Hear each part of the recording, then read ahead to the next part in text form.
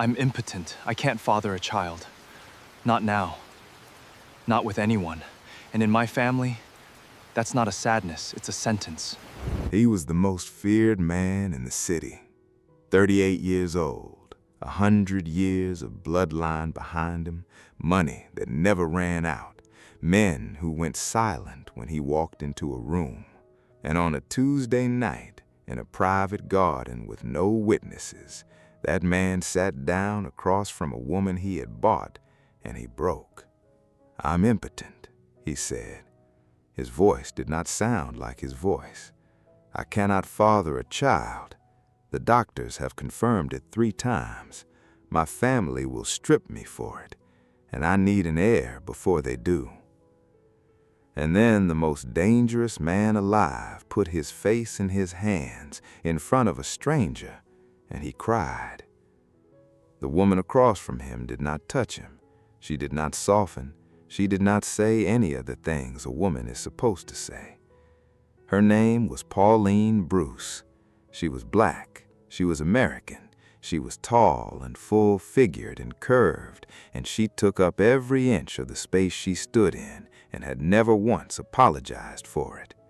She ran a soup kitchen in a bad part of town and fed anybody who was hungry, and for 36 years the world had looked straight through her like she was a wall. She let him cry all the way through. And then she leaned forward and gave him an answer that no one in his entire life had ever dared to give him. An answer that would cost him 1/3 of an empire. An answer that would destroy the man who betrayed him. An answer that would end 100 years of bloodline in a single sentence. So let me ask you this before we begin. What happens when the most powerful man in the world needs the only thing his money cannot buy? What happens when he finally meets the one woman he cannot control? And when she opens her mouth and answers him, will it save him or will it burn everything he has to the ground? Stay with me all the way to the end, because what she said in that garden changed everything, and nobody, not him, not his family, not the man who set the whole thing up, saw it coming. Before we get to any of that, you need to understand who was hunting him. 3 months earlier, in a house 300 miles north, an old man was having lunch. His name was Il-sung. He was 79 years old. He wore a cardigan. He ate slowly, one small bite at a time, at a table set for one, in a room where 4 grown men stood along the wall waiting for him to finish. They had been there for 50 minutes. None of them had a chair. Il-sung did not keep chairs for other people in that room. He had removed them deliberately 20 years ago, and nobody had ever asked why, because everybody understood exactly why. A younger man came in from the hall, 40, expensive suit, sweating. "Uncle," he said, "about the shipping matter, I made a decision without—" "Sit down," Il-sung said. The man looked around the room. There was nowhere to sit. There were 4 men against the wall who did not move and did not look at him, and there was 1 chair in that entire room, and Il-sung was in it. The man stood there, and slowly, in front of everybody, he understood what he had just been told, and his face went red, and he lowered his eyes, and he did not say another word. Il-sung finished his lunch. He set down his chopsticks. He wiped his mouth. He folded the napkin.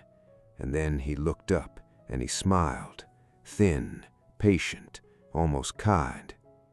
"Now," he said, "tell me about the shipping matter." That is the man who was coming for Seo-han. He had not raised his voice in 40 years. He had not needed to. He had not been told no since the 1980s, and there were people in that house who were not entirely sure he was capable of hearing the word no. And he had been watching Seo-han for a year, watching him miss things, watching him look tired, watching him fail quietly to produce the one thing 100 years of blood demanded, an heir. Il-sung was in no hurry. Old men who own everything never are. So now let me take you to the night Seo-han's world came apart. He was tall and pale and carved out of ice. He wore black like a second skin. He never raised his voice because he had never in his adult life needed to.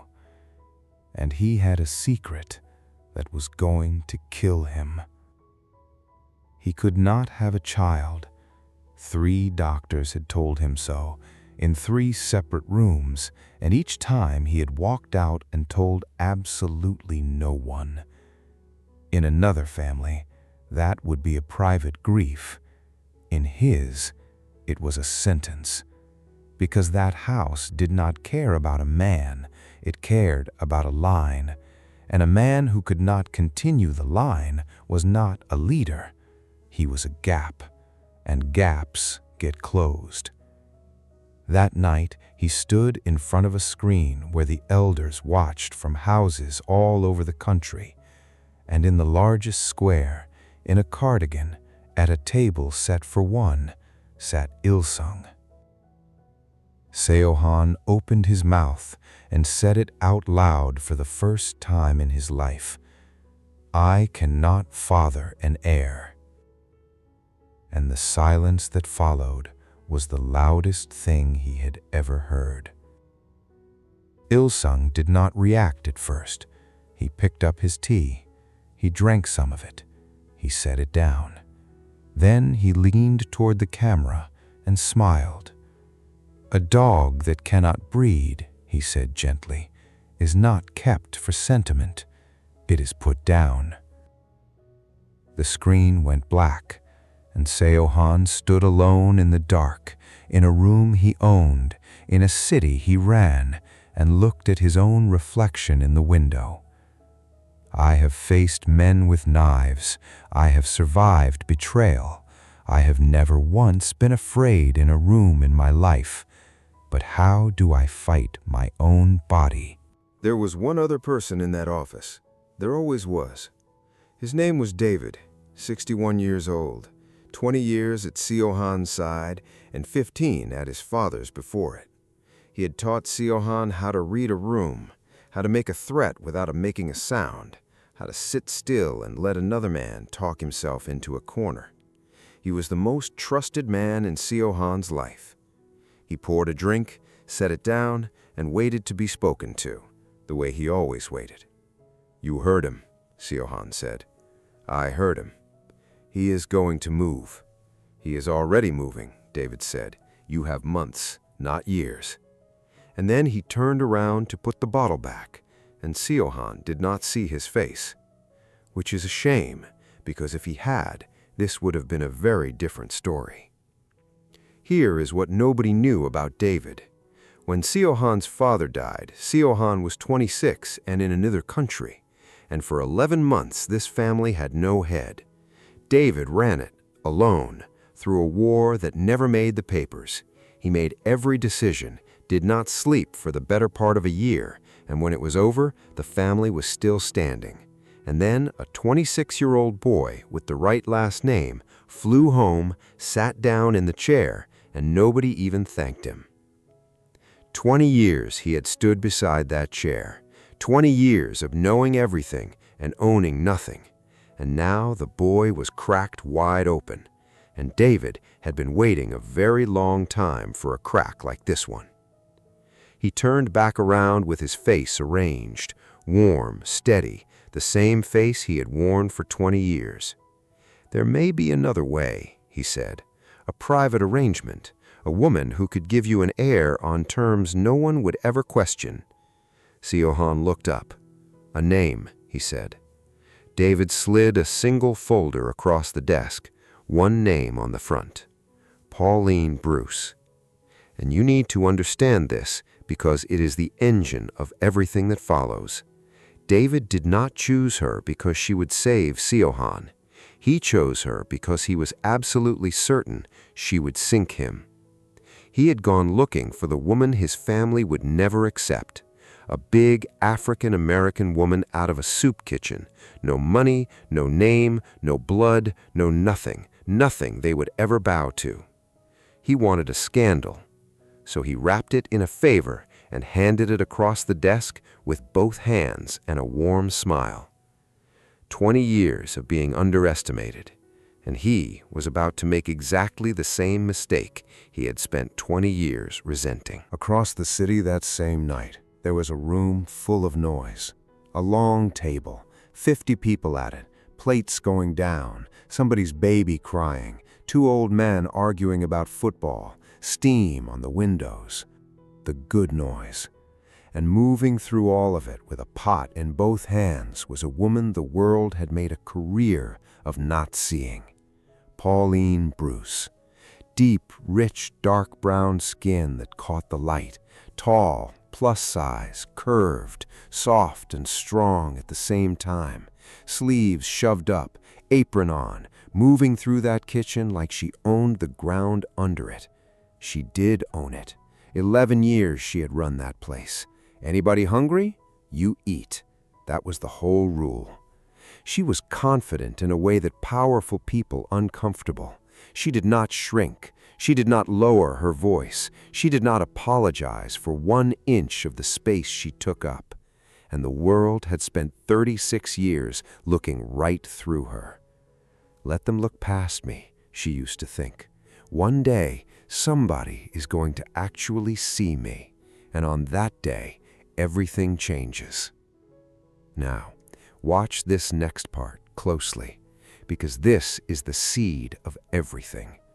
A far end of that table, in the same seat he sat in every Thursday, was a big, quiet man in a driver's coat, cap on the bench beside him, 60-odd, enormous hands, ate slow, said almost nothing.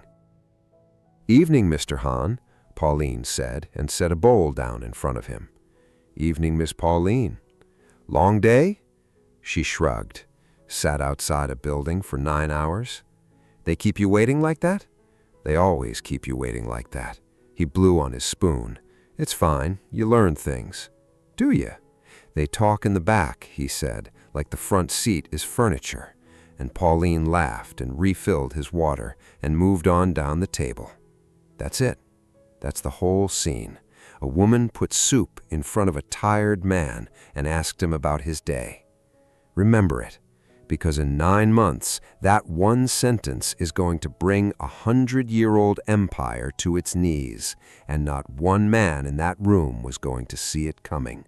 The man in the expensive suit found her 3 nights later at a charity gala where she was running the back kitchen. "Miss Bruce, my employer would like to offer you a meeting." Pauline wiped her hands on her apron and looked him up and down. "People do not offer me opportunities," she said. "They offer me dishes to wash.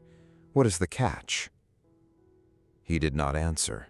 He put an envelope in her hand and walked away.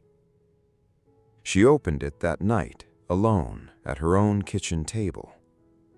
Wealth, protection, her family secured, permanently, in writing, and 2 words that stopped her heart.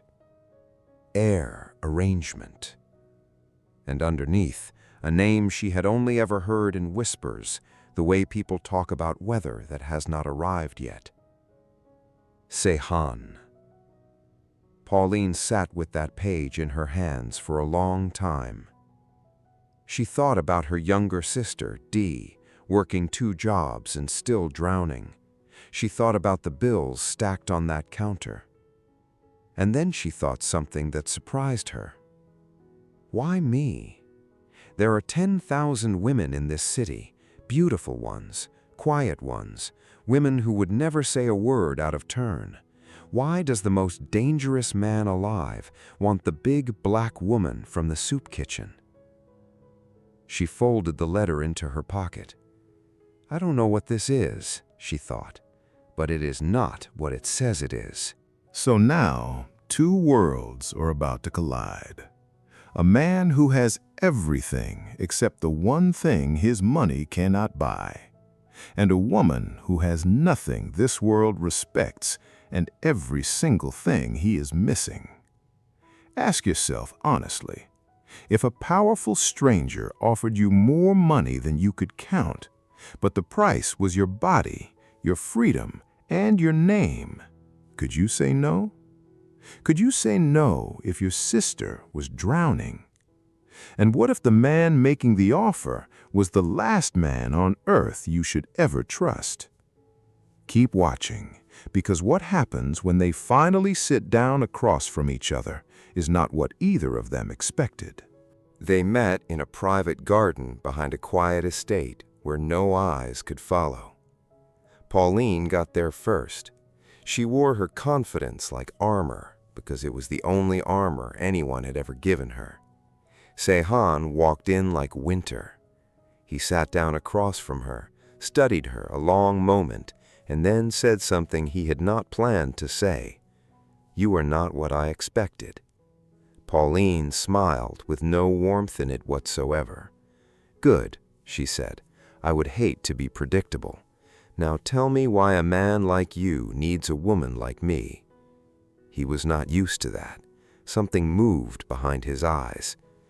"I need an heir," he said flatly. "I'm offering you more money than you will see in your lifetime in exchange for a permanent arrangement." And Pauline sat back and looked at him. Really looked.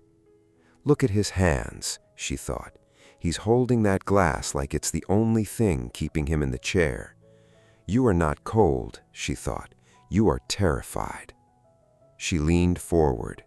"Say the actual words to me," she said quietly. "I beg your pardon?" "You've been dancing around it since you sat down." She held his eyes. "Say the actual words to me, or get up and go home, because I'm not signing my body over to a man who can't even say out loud what he's buying." And something in that garden went very, very still. Seo-han opened his mouth, closed it, and then for the first time in his entire life, the most feared man in the city said it out loud to another human being. "I'm impotent." It came out of him like something tearing. "I'm impotent. I cannot father a child. Not now, not ever, not with anyone. 3 doctors, 3 times. And in my family, that is not a sadness, it is a sentence. There's an old man 300 miles north of here in a cardigan who has already started counting the days until he can put me down for it." And his voice broke. And this man who had buried enemies, who had run an empire out of the back of a car at 26, who had not cried since he was a boy, put his face in his hands in front of a woman he had known for 9 minutes, and he cried. Pauline did not move. She did not reach out. She did not shush him. She did not say a single one of the things a woman is supposed to say. She sat there and let him do it, all the way through, until it was finished. And when he finally lifted his head, red-eyed, stripped, looking at her like a man waiting for a verdict, she gave him her answer. "Okay," Pauline said. Seo-han stared at her. "Okay?" "That is all," she said. "Okay. It is a body. Bodies fail. Mine has been failing me one way or another since I was 19. She picked up her water. "You just told me the worst thing about yourself, and you were braced for me to flinch. Everybody flinches. That's why you've never said it out loud to a living soul." She set the glass down. "I did not flinch." Seo-han could not speak. "Now here is the rest of my answer, and you're not going to like it. So sit still. You didn't come here for an heir." He blinked. "Excuse me? If a child was all you wanted, you have money. There are quiet, legal, discreet ways to have a child that don't require you to sit in a garden at midnight buying a stranger. You know that. You've known it for a year." She leaned in. "You didn't come here for a baby, Seo-han. You came here because you can't survive one more day being the only living person who knows the truth about you. You didn't want a womb. You wanted a witness. And the garden went so quiet you could hear water moving somewhere in the dark.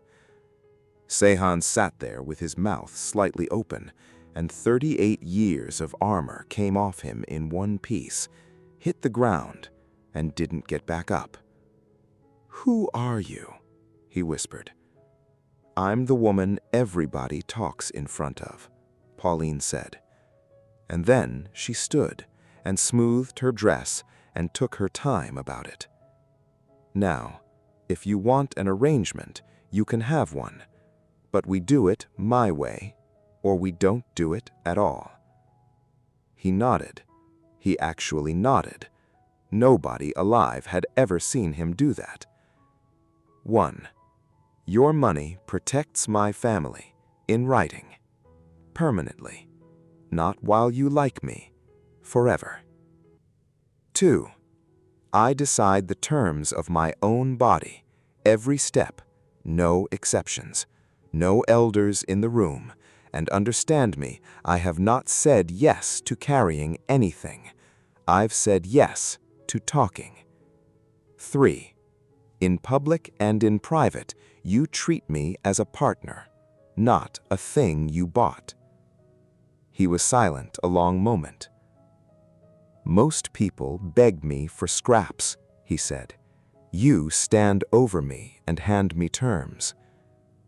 "I'm not most people," she said. "That's exactly why you came looking for me."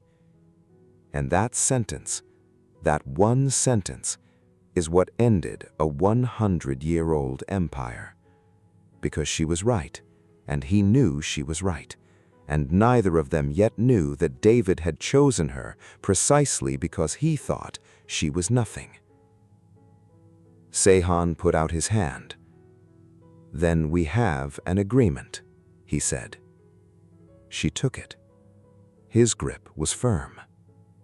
Hers was firmer. The wedding was breathtaking. White flowers, gold light, 300 of the most dangerous people in the country in one room, every last one of them whispering. And Pauline Bruce walked down that aisle glowing. Plus size, deep brown, radiant, in a dress that did not hide 1 inch of her. And for the first time in her entire life, every eye in a room was on her.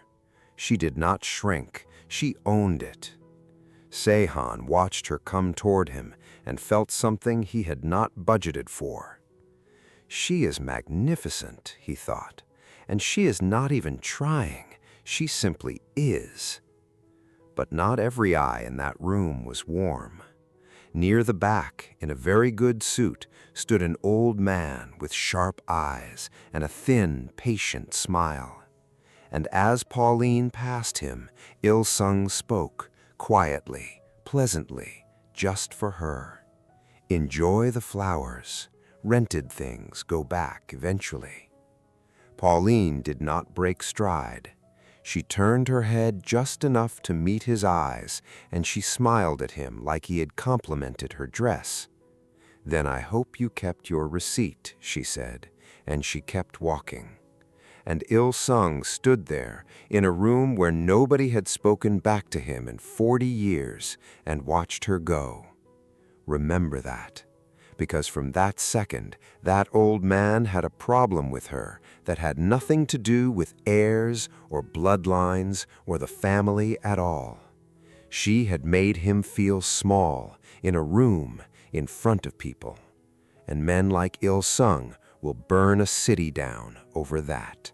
2 weeks after the wedding, the clock started. Pauline came into the study and found Seo-han standing over the desk with a letter in his hand, and he did not look up when she came in, which was how she knew. "What?" she said. He handed it to her. It was a single page, heavy paper, 3 lines. "A medical review will be conducted before the family by independent physicians 90 days from this date. All parties will attend. Results will be read aloud in the room. At the bottom, one word, written by hand, Ilsung. Pauline read it twice. He's going to make them say it out loud, in front of everybody. He's going to stand you up in a room and have a doctor announce that you are impotent, and then he's going to take the chair while you are still standing there. Yes, Seo-han said. 90 days. 90 days. And she looked up at him, and there it was. The thing she was going to spend the next 3 months trying not to look at directly. Because 90 days was not just his deadline, it was hers. Because there was only one thing on this earth that could stop a room like that from stripping him. An heir. A real one, on the table, announced before that door opened. And there was exactly one person alive who signed a piece of paper about it. Neither of them said it. They stood there in that study, on either side of a desk, and neither of them said it out loud. But it was in the room with them now. And it did not leave for 3 months. It was a Tuesday morning, 6 weeks in, when the wall came down. Pauline was at the stove, humming, sleeves shoved up, eggs going in a pan. Seo-han appeared in the doorway of his own kitchen and stood there with his arms folded, like a man who had wandered into his wrong house. "You are staring," she said, without turning around. "I have never seen anybody use this kitchen. That is the saddest sentence anybody has ever said to me. Sit down." He sat.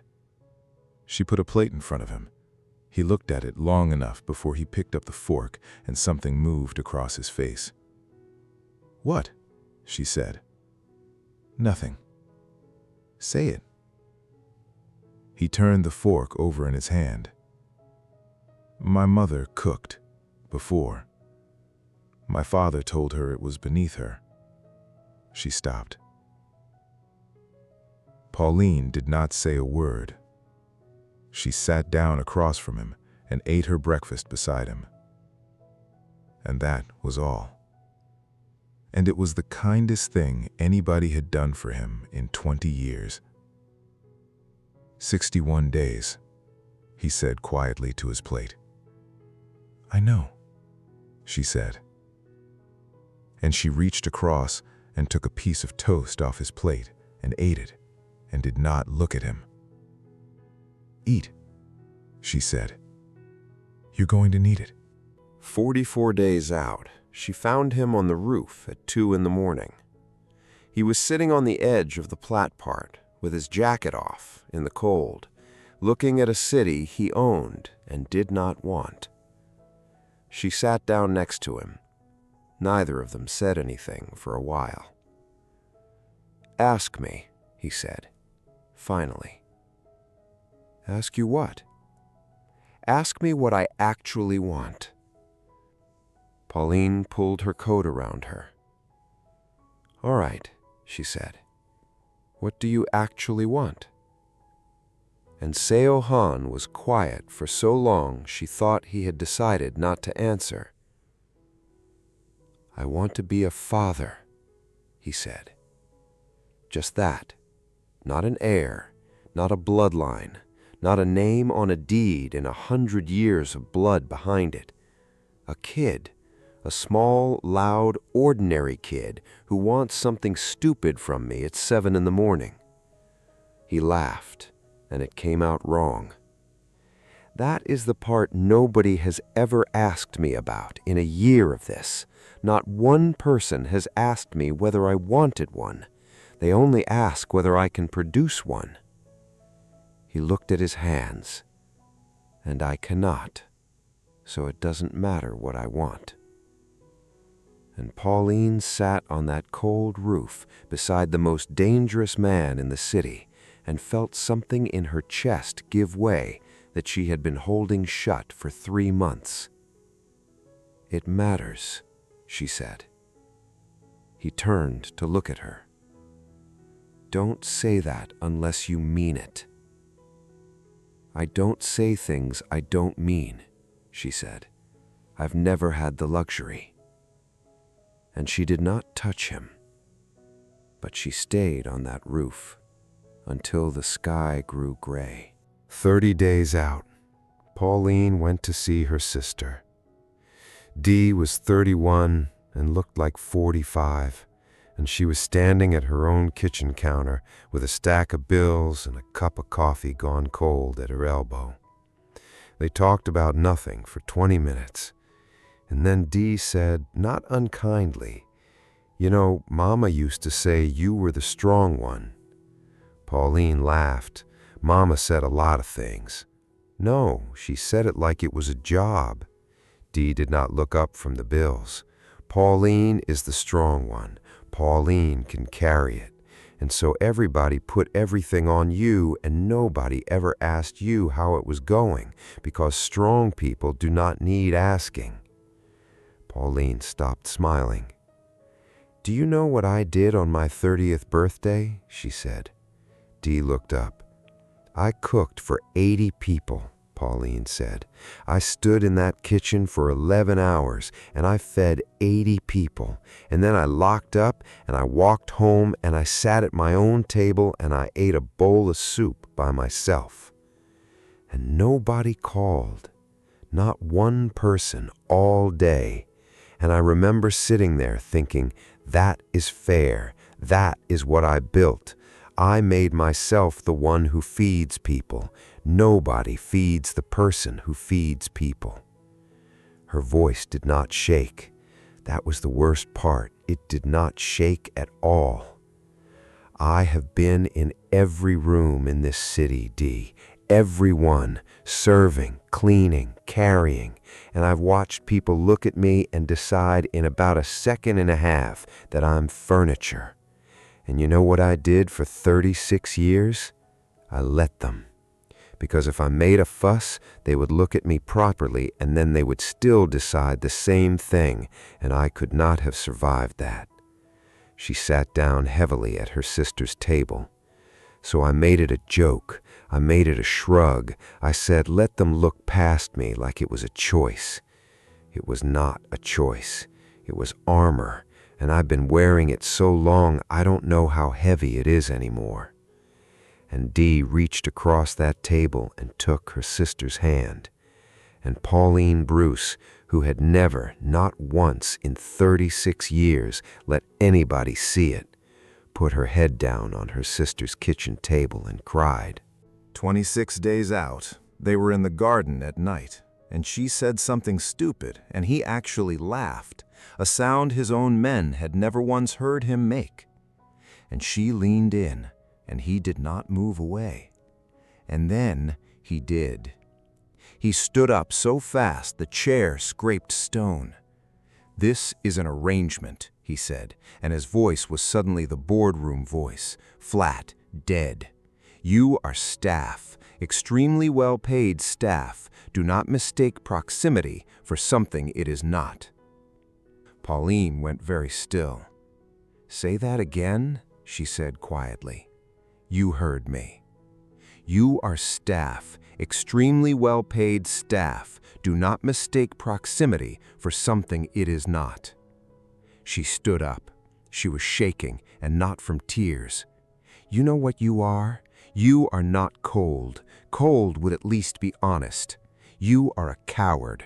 You felt something and it scared you, so you reached for the ugliest thing in this garden and you threw it at me."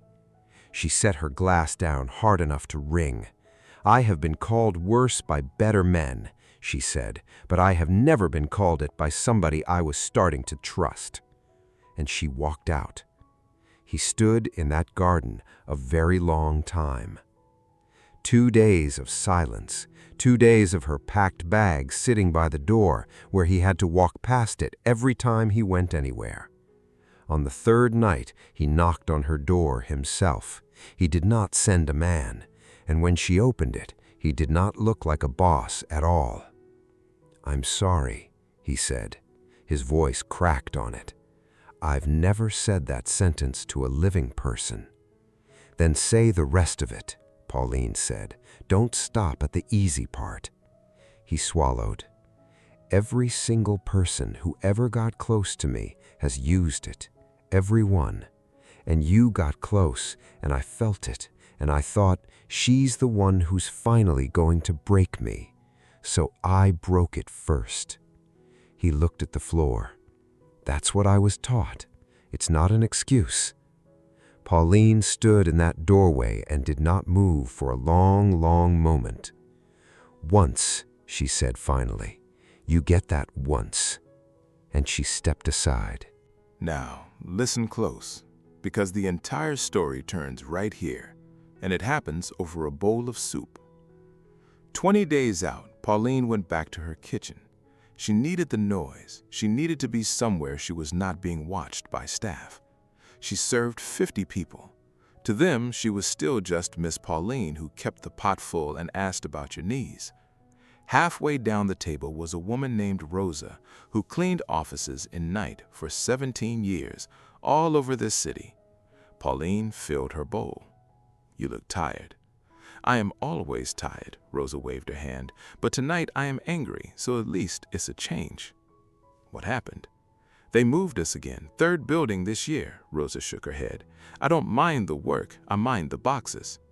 19 years ago, they had me carrying boxes for 4 months into an office with nobody in it. Pauline stopped, ladle in hand.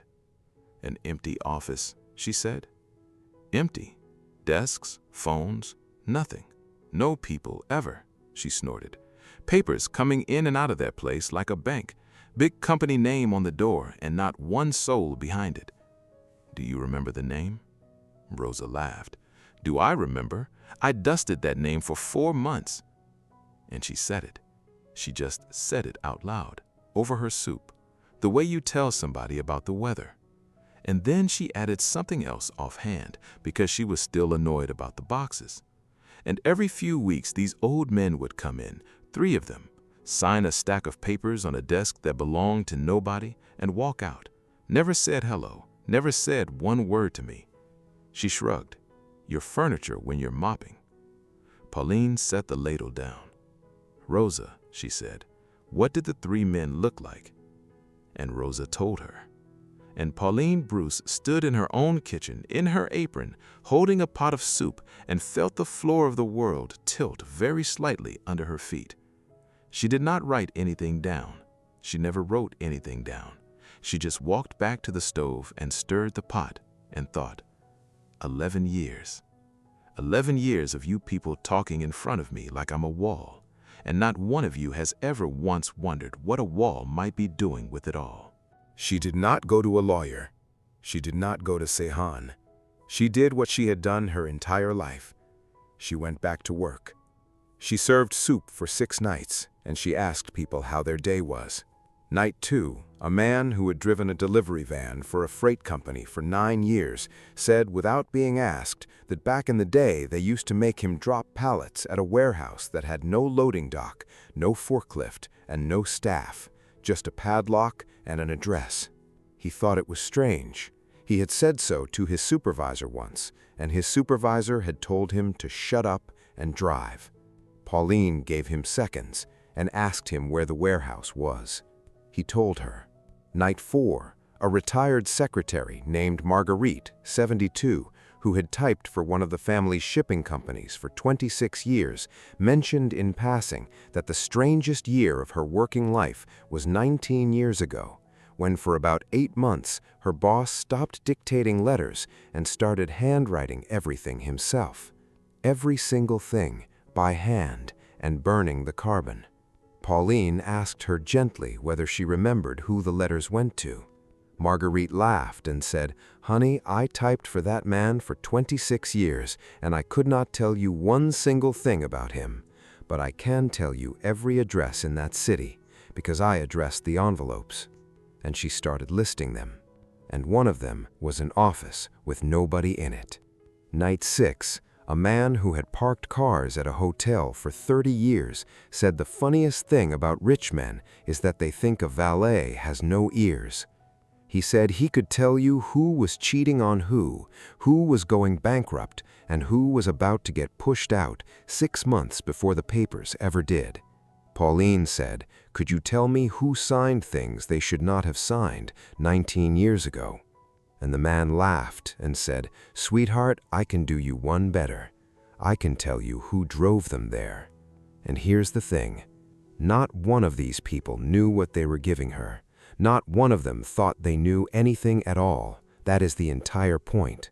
They were the drivers and the cleaners and the typists and the valets and the men who carried the boxes. They were the people who had stood in every important room in this city for 30 years and been looked straight through, exactly the way Pauline had been looked straight through every single day of her life.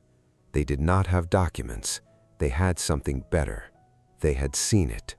And nobody in 30 years had ever bothered to ask them a single question, until a woman in an apron put down a bowl of soup and said, "Long day?"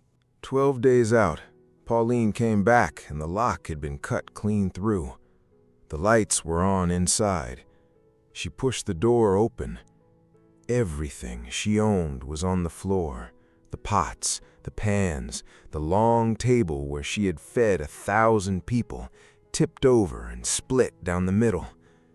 And her mother's rice bowl, the only thing she had left of her, the only thing, in pieces on the tile. And on the wall, written in her own flour, one word, barren. Pauline stood in that doorway for 10 full seconds. And then she got down on the floor, on her knees, in her good coat, and started picking up the pieces of her mother's bowl with her bare hands. And she was not crying. That is the part that matters. She was not crying. Seo-han found her that way. He did not say a word. He crossed that room and knelt down on the filthy tile beside her in a suit worth more than the building and started picking up pieces. "Who?" he said. She shook her head. "Pauline, who?" "There was a car outside Dee's school this morning," she said. "Same car. Nobody touched anybody. That's the point. They want me to know that they could." Seo-han stopped moving. And she looked over at him then, and for the first time she saw it. Not the cold, the thing underneath the cold, the thing his men were actually afraid of. He stood up. "Do not," she said, "do not do something that puts you in a cell." "I am not going to put anybody in the ground," he said, and his voice was very quiet, and that was so much worse. "I am going to take everything they have and leave them standing in the street." He looked at the word on the wall. "And I am going to make sure the man who wrote that lives long enough to watch." He put 2 men outside Dee's school that night. He never told her. She found out 3 weeks later from a teacher. And that was the night Pauline Bruce stopped pretending she was in an arrangement. 6 days out, David came to her, alone, with tea, like a friend. He walked into that half-built kitchen just as the last tables were being wiped down. He stepped around a big, quiet man in a driver's coat carrying a stack of bowls to the sink, and he did not look at him, and he did not say one word to him. Not one. Remember that.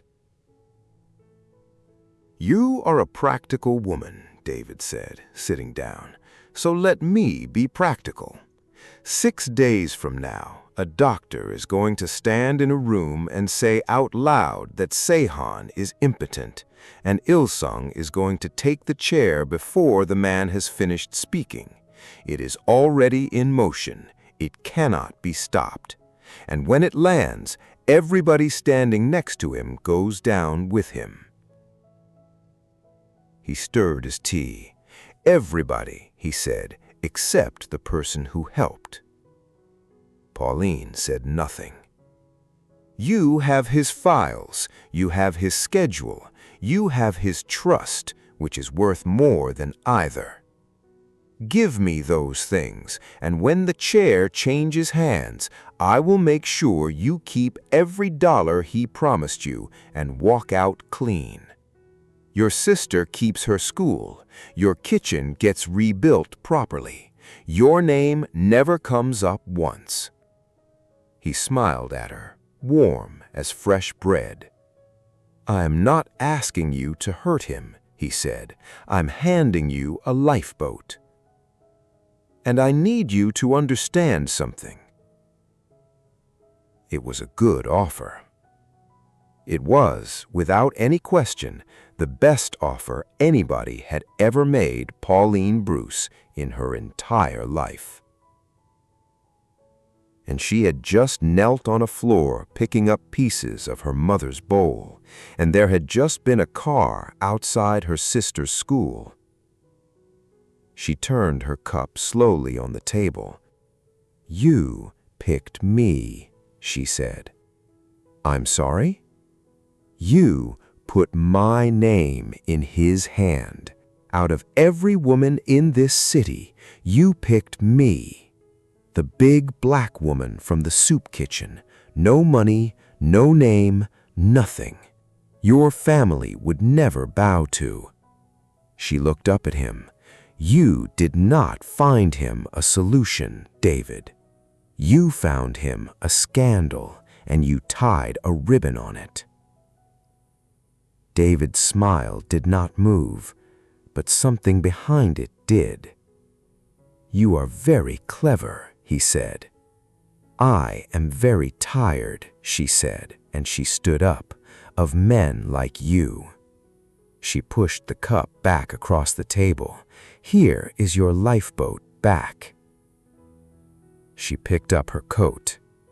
I've spent my whole life being the person everybody in the room decides is not a threat. You're about to find out what that costs. And David walked out of that kitchen, past the sink, past the big quiet man in the driver's coat, rinsing bowls 2 feet from his shoulder, and he never once turned his head. The night before, Pauline could not sleep. She sat at the kitchen table in that enormous house with her phone in front of her, and she called her sister, and she said the thing she had never said to Dee in 31 years.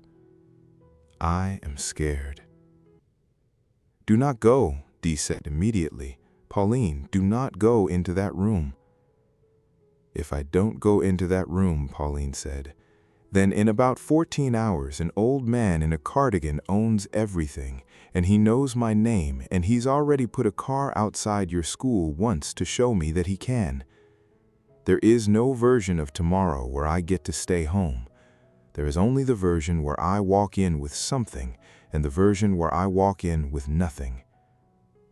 Silence on the line. What have you got? Dee said. And Pauline looked down at her own hands. I've got a cleaner, she said, and a driver, and a typist, and a valet, and a man who used to move pallets. I've got 20 years of people that nobody in that room has ever once said good evening to. Her voice was very steady. That's what I've got, Dee. That's the whole army. And if it's not enough, then I've lost him, and I've lost the kitchen, and I've lost you, and I've lost the only 3 things I've ever cared about in my life. She closed her eyes. But I'm gonna put it on the table anyway. Because I've been quiet in rooms like that since I was 19 years old. And I'm done being quiet. 90 days to the hour. A long table in a private room, 30 faces. Il-sung at the head, and David 2 seats down on his right, which told Seo-han everything before anybody said a word. And standing against the wall, in a good coat, holding a black bag, a doctor who had never met Seo-han in his life and been paid an extraordinary amount of money to read 3 sentences out loud. Il-sung did not stand. He never stood. "We will begin," he said, "with the medical matter." The doctor stepped forward and opened his bag. And Seo-han sat there in a room of men who had feared him for a decade and understood, with total clarity, that the mask was not going to save him this time. And then Pauline stood up. "Sit down," said Il-sung. He did not even look at her. "No," she said. That got his eyes. "Before the doctor reads that," she said, "I want to talk about fitness. Because that is what this is it not? You are about to strip a man for being unfit. So let us do it properly. Let us hold everybody at this table to the same standard." She stayed standing.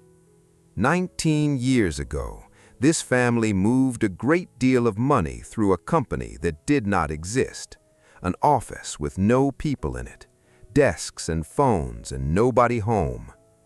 The temperature in that room changed. "I know the name that was on the door," she said. "I know the year, and I know the 3 men at this table who walked in every few weeks and signed for it." She let that sit. "You're bluffing," one of them said, but his voice came out wrong. "Am I?" Pauline turned slowly and looked at the 3 men whose faces had gone the color of paper, and she said their names. 1, 2, 3. Nobody breathed. "How?" Il-sung asked, and it was the first time in 40 years that anyone in that room had asked a question. And Pauline also laughed. "A woman named Rosa mopped that office for 4 months," she said. "She carried your boxes. She dusted your name on your door. She stood 8 feet from you while you signed, and none of you ever said one word to her, and you have never once in 19 years wondered where she went. I'll tell you where she went. She came to my kitchen, and she was hungry, and I gave her soup, and I asked her how her day was. She looked down the entire length of that table. Your drivers, your cleaners, your typists, your valets, the men who carry your boxes and park your cars and stand in your hallways for 9 hours waiting for you to come out. They've been standing in your rooms for 30 years, and not one of you has ever said good evening to a single one of them. Nobody watches their mouth in front of the woman with the ladle," she said. "Not once, not ever." I have been listening my whole life, and every single one of you has been talking my whole life. And Il-sung slammed his hand flat on that table so hard the glasses jumped. The whole room flinched, because in 40 years not one man there had ever seen him do it. "You are a hired womb," he said, and his voice finally cracked out of its calm, and everybody heard it. "You were bought. You are furniture with an opinion."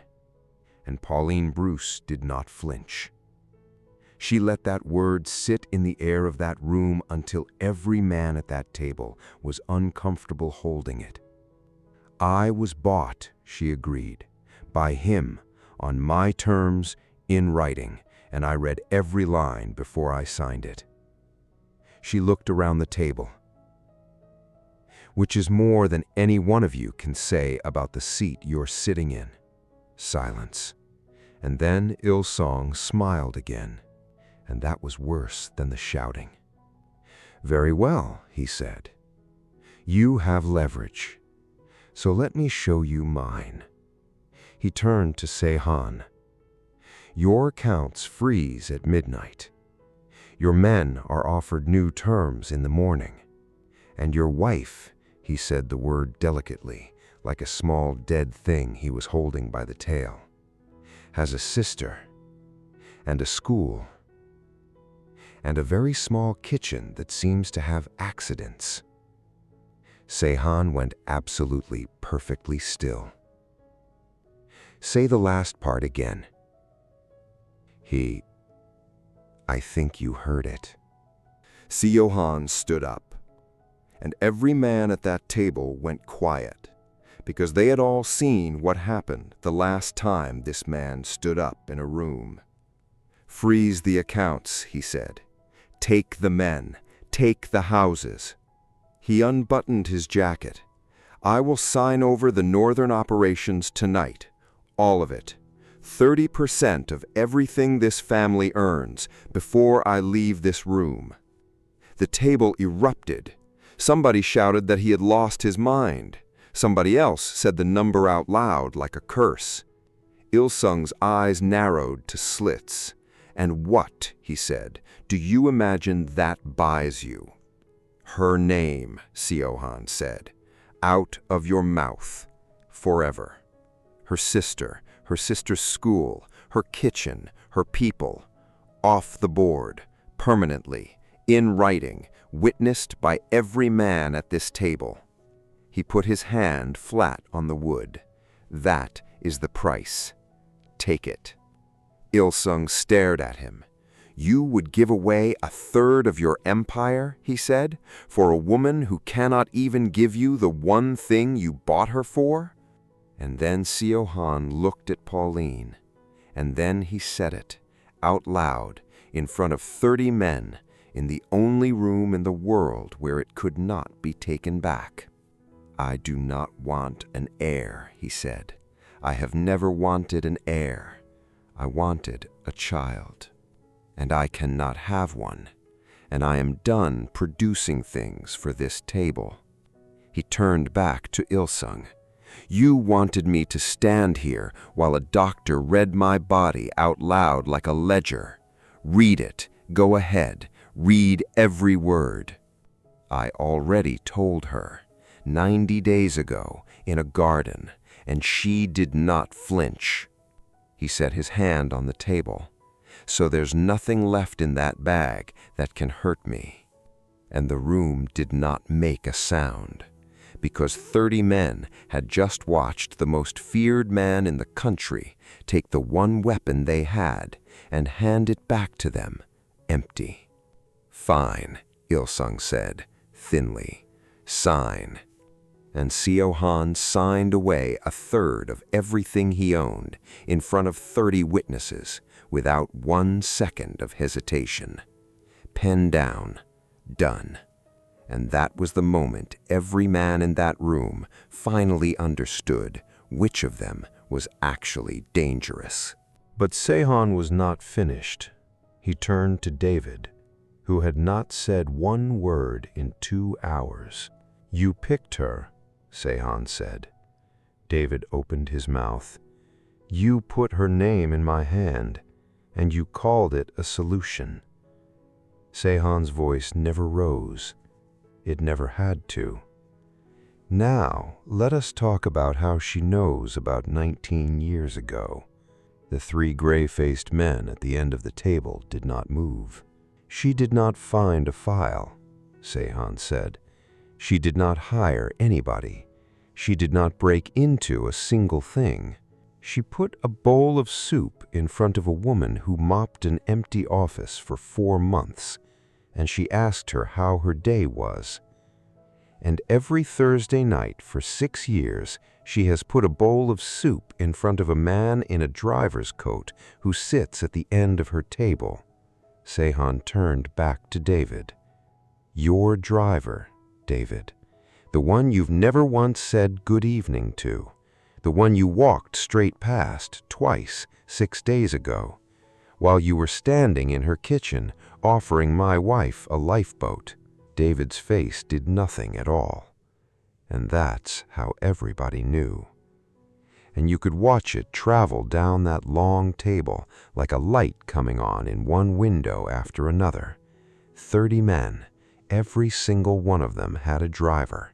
Every single one of them had walked straight past him. "You ran this family for 11 months, Seo-han said, and I came home and took the chair, and you smiled, and you stood next to it for 20 years. He leaned down slightly. You should have asked me for it, he said. I might have given it to you. And Il-sung was staring at David now, because Il-sung had just been shown in front of 30 witnesses that the plan he had backed came from a man who had spent 2 decades quietly building leverage on every single person in that room, elders included. Nobody had to give an order. They simply stopped looking at him. David's name came off the accounts before morning. The men who had answered his phone for 20 years stopped answering. He was not run out of the city. That would have been a mercy. He was left in it, broke, exposed, and alive. In a town where every door he had ever walked through now had a man standing in it who knew exactly what he had tried to do. He had spent his whole life wanting the chair. He ended up as the story people told about the chair. Then Il-sung? Il-sung kept his title. That was the cruelty of it. Nobody moved against him. Nobody needed to. He sat at the head of that table for 4 more years, in a room where every man present had watched him get paid to stop saying a woman's name. And he stopped being obeyed. Not all at once, by inches, a pause before an answer, a decision made without asking him, until the chair meant nothing at all, and he was just an old man, sitting alone at the head of a table that had quietly moved on without him, eating slowly, in a room with no other chairs. Never spoke to Seo-han again, and he never said Pauline's name either. That had been the deal, and he had signed it.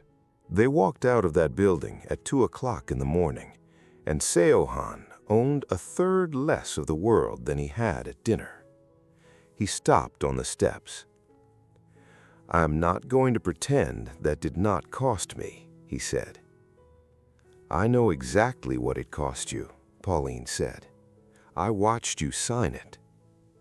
He turned to her, and for the first time in his life, that man let his whole face show. "90 days ago, you told me I did not want a womb," he said. "You told me I wanted a witness. You were right. But I was wrong about one thing." He looked at her. "I did not want a witness either." Pause. "I wanted you, not as an arrangement, not as a solution, not as an answer to a problem in a room full of old men, as a choice. Will you build a real life with me?" And Pauline Bruce, the woman they had overlooked, the woman they had walked past, the woman they had called furniture in front of 30 men, looked at the man who had just burned a third of an empire so that nobody would ever say her name in that room again. Strong, not weepy, certain. "Yes," she said, "but not because you need me, because you finally chose me, and because I choose you back." They rebuilt the kitchen first. Before the houses, before the accounts, before anything. Seo-han turned up in a suit on the first day and was completely useless.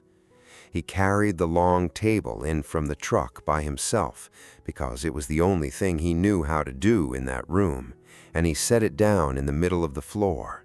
And a 70-year-old volunteer told him he had put it in the wrong place. And the most feared man in this city moved it, without a word, twice. Pauline glued her mother's bowl back together, every piece, and she put it on the shelf where everybody could see it. He asked her once why she did not just buy a new one. "Because I want them to see it," she said, "and I want to see it. Broken things still hold what you put in them." Pause, and then gently, "They became parents. Not the way the table demanded, not by blood, and not by bloodline, and not to satisfy an old man in a cardigan 300 miles north. They did it the way Pauline said in a garden on the very first night. There are quiet, legal ways, and you have known it for a year, and you were too frightened to want it out loud." And the first morning that a small, loud, ordinary child came down those stairs at 7 in the morning and demanded something stupid from Seo-han, that man who had run an empire, who had buried enemies, who had not cried since he was a boy, had to leave the room.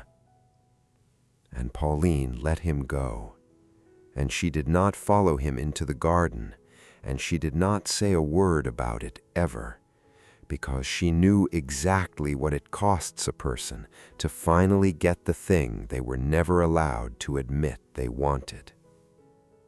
And on Thursday nights, if you had walked past that little kitchen, you would have seen the most feared man in this city standing at the end of a long table in his shirt sleeves, ladling soup for strangers, while a woman the world had spent 36 years looking straight through stood beside him, telling him he was doing it wrong. And at the far end of that table, in the same seat as always, a big, quiet man in a driver's coat ate slowly and said nothing.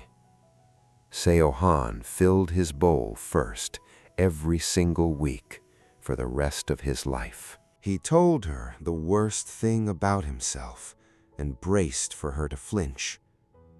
She did not flinch. And that one answer, that one small, ordinary word, "okay," cost him a third of an empire and gave him back his entire life. They looked right at her and decided she was not a threat.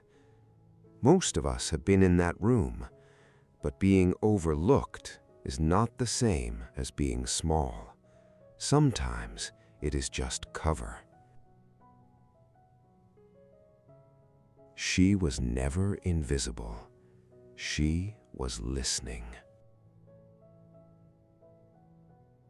So, tell me one thing in the comments. Was she right to hand David's lifeboat back? 6 days out, with a car outside her sister's school? Or would you have taken it? Be honest. I read every single one. And if you have ever been the person in the room that everybody talked in front of, say so. I want to know how many of us there are. Like, subscribe, and I'll see you in the next story.